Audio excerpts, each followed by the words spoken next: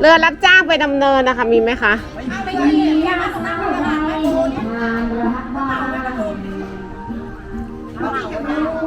แสมไม่มาจะเหมาไปแล้วใช่ค่ะคิดว่ามันมีเรือให้ว่าไปอ๋อพอดีวันนี้ก็ไม่ได้ออกไม่มีทั้งเดียวถ้าเกิดจะเหมาไปก็ต้องมอเตอร์ไซค์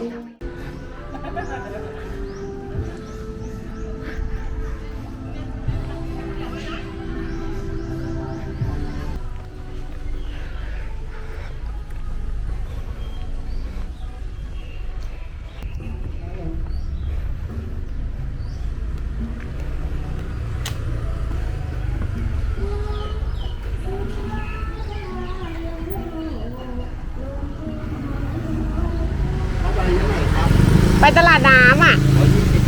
120โอเคค่ะ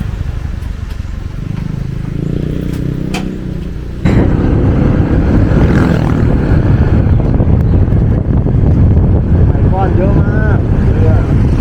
อ๋อแน่นเลยนะเรือแบบแน่นๆเลยนะค่ะถอยหน้าถอยหลังจะแค่นี้แหละมันเต็มคลองหมดเลยแบบการจราจรติดขัดนะครับผมเมื่อก่อนมันมีเรือเขาเรียกว่าเรือคิวดำเนินหลักห้าแล้วก็ของคิวริมนี้ก็ค่ะหลักห้าบ้านแถวอ๋อของดำเนินนี่ตอนก่อนวิ่งเรือนั่งเรือ2 ทอดเห็นเมื่อกี้แวะไปชิมข้าวต้มแห้งเขาบอกว่ามันมีเรือเมย์ไม่แต่ว่าเรือเมย์มันไม่คุ้มอ่ะมันช้า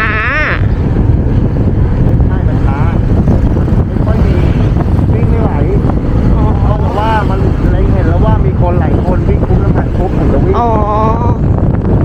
วิ่งตามคิววิ่งไม่ไหวเรือมันกินน้ำมันเยอะนะแต่เมื่อกี้แม่ค้าเขาก็พยายามโทรหาให้นะแต่ไม่มีวิ่งจะมีเรือเหมาอ๋อถ้าเรือเหมามีแน่เห็นเขาบอกว่ามีเป็นเรือหางยาวใหญ่ๆแต่ว่ามาคนเดียวก็เลยไม่เอาดีกว่าเหมาใช่ไหมอ๋อ